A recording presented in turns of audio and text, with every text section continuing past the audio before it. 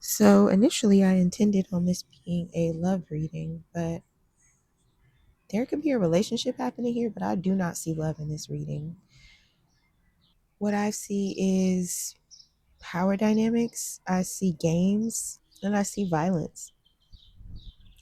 What the thing is that there's two types of violence happening in this relationship. One could be the violence of intimidation. You as the woman could feel intimidated because perhaps the person that you're dealing with is older than you. They could be physically larger than you. They could put their hands on you, not necessarily to hit you or to beat you, but maybe they shake you, maybe they yell at you, maybe they push you, shove you, maybe they physically like get up in your face so that you feel like it's difficult to get away from them. I feel like this person loses their temper and they like to blame it on you, the fact that they have lost their temper. And I'm not saying that this reading is blaming this person losing their temper on you, but there is an element of provocation here. There is a way in which, so there's one person who is intimidating, and then the other person knows how to push this person's buttons. They know how to bring out the monster in this person, is what I'm trying to say. They know how to make this person feel like the villain, the monster, the evil one. I feel like the person who provokes their partner in this relationship is very selfish, but there's something that this person just cannot see, something that this person is not looking at. Like this person does not understand their own role in this situation. They don't understand that there is a dynamic here that they themselves are participating in, because I feel like this person just wants to blame everything on the other person, and they want to say this is your fault because you don't listen, you don't give me what I want. This person could be just very interested in like sexual passion and things that feel good. In the most crude of terms, this person just really wants to come. This person could be very focused on orgasms, on pleasure. But the thing is that this person could feel like they are lacking in that, or they could like really want that. They could really see like other people's relationships or the roles that other people play in their own lives, and this person could want that. This person is like not in their body though.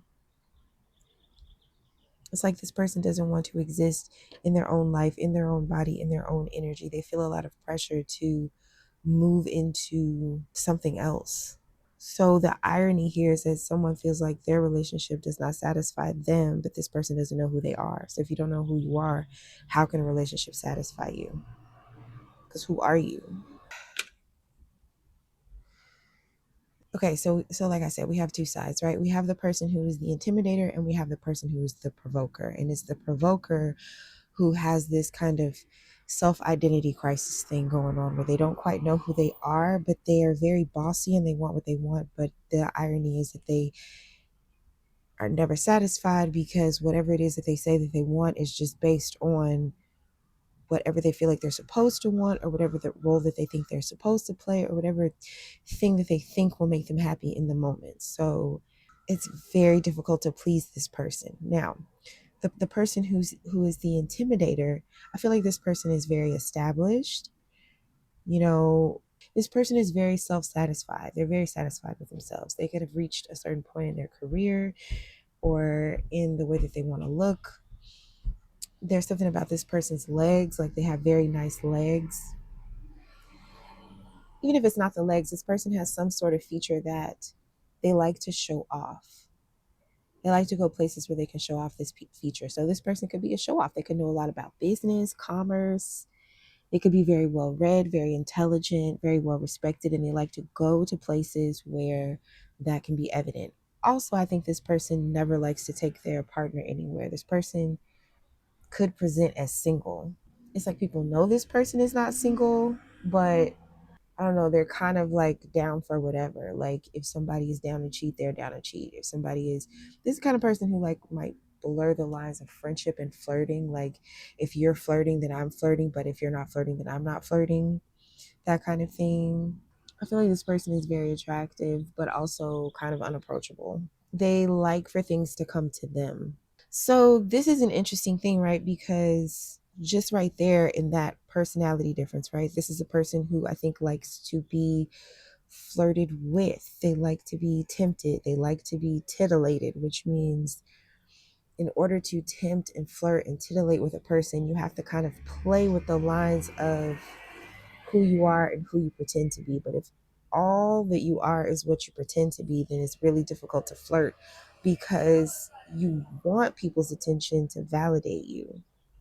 So you want people to flirt with you. So it's like you both people in this relationship want to be the magnet. They want to be the attractive one. They want to be in the feminine. Thank you. That is what I'm trying to say. Both people in this relationship. This could be a relationship with two feminines. But if this is a relationship with a feminine and a masculine, which I do think that it is, both people want to be in the feminine position in this relationship. But the person who is the masculine, and this is strange, the person who is the masculine in this relationship, I feel like they are the true feminine. They're the true one who rests in, they're the one who rests in the knowledge. And I'm not saying that this is correct or not, or that this either of these, I'm not like preferring any person's personality or position, but I'm saying the person who I think is the masculine in their relationship, they're the one who rests in their true identity. And whenever you rest in the truth of who you are, it is easier to magnetize things to you because like attracts like. And so there has to be self-awareness in order for things to attract unto oneself. There has to be a self for things to attract to. I feel like the person who is in the feminine position or could be outwardly feminine, they're really taking on the masculine role in this relationship because they're the one who's keep continually trying to like go out and get things and make things happen and do things, and because it's like they want to be a mover and a shaker because they want to absorb the energy and the identity of others because they don't have their own identity, energy, and identity. They want to be the boss. They want to be bossy because deep inside they feel powerless. And this person could be very immature. I think they're kind of childish because they just like want what they want. And I feel like this person doesn't necessarily acquire a lot of experience. Like that's like the thing is like this person just like kind of moves through things. They don't really stick. They have these like grand major ideas and desires and movements, but they don't have the day-to-day discipline and ability and knowledge and seriousness that their partner has. So this is just leading to insensitivity. It's like the person who is the provoker, provocateur, because they're that too, right? They're not just a provoker, they're a provocateur, meaning they want to provoke emotions not just in their partner but in everybody. They want everybody to see them. They want everybody to see their intimate spaces. They want everybody to be all up in their business. They want to put on a show for everybody. And they're kind of like, if their partner has feelings about that, they don't care. They're insensitive. And there's something about this insensitivity that actually makes them happy. Like they like it because that's a way that they feel like they can have power and visibility. And I don't know, it's like one person's a know-it-all and one person wants to be a show-it-all. But I don't see this lasting. I feel like the person who I think is the masculine in this, who presents as masculine in this relationship but is actually the feminine principle and energy in this relationship, this person tries to do what their partner wants. And I feel like it completely goes against their true nature when they try to do this. But they worry about this. They stress about this.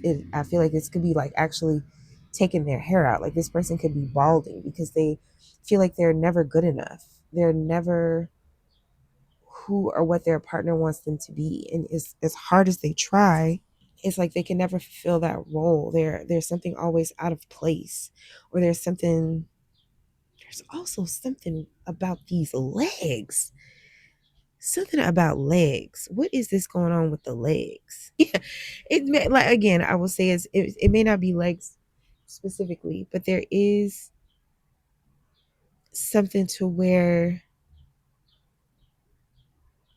the feminine presenting person, who's actually the masculine energy in this relationship, they want to be known and seen for what the masculine energy is known and seen for, but they're doing it artificially, and the masculine energy is doing it naturally.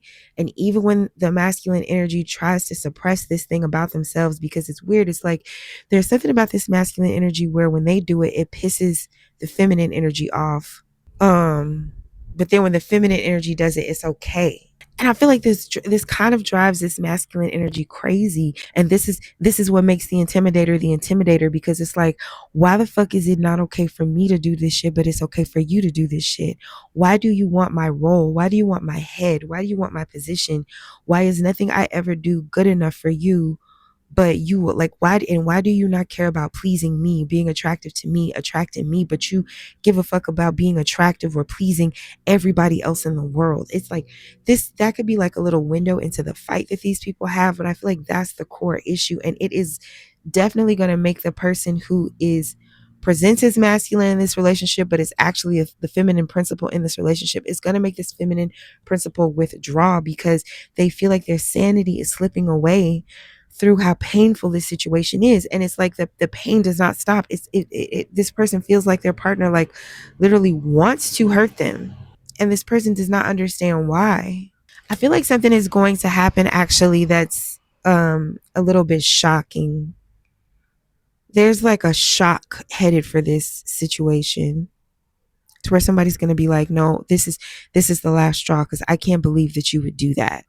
But it's because this feminine energy, the person who is the feminine energy but is no, the person who presents as feminine but is really the masculine energy in this relationship, the provoker has dreams, man. Like, they want what they want, and they don't want to be stopped or held back from that, and they will do whatever they have to do to get it. There's something about them just being very immodest, to where the intimidator is modest. They're more private. And I just heard, and they just can't take this shit no more. And maybe the provoker is actually the intimidator, because it's something about the provoker. They were willing to go further than the intimidator is willing to go. Somebody is taking something too far. So if there was love here, because this is supposed to be a love reading, but if this love is here, the love is not here anymore. This is like a war. This is like a battle. People, this couple could seem united, but they're not. And I feel like in their alone time, they don't spend any time together, because when they do, they fight, and they don't, and it's just, that's all that happens. So it's like it's a struggle. All right, so the energy in this reading is Cancer, Aquarius, Pisces, Virgo, Gemini, Sagittarius. All right, I'm gonna leave it there. If you listen this far, please go ahead and give this video a thumbs up. If you haven't already, please subscribe to my channel and go ahead and leave a comment for the algorithm. Thank you. Bye.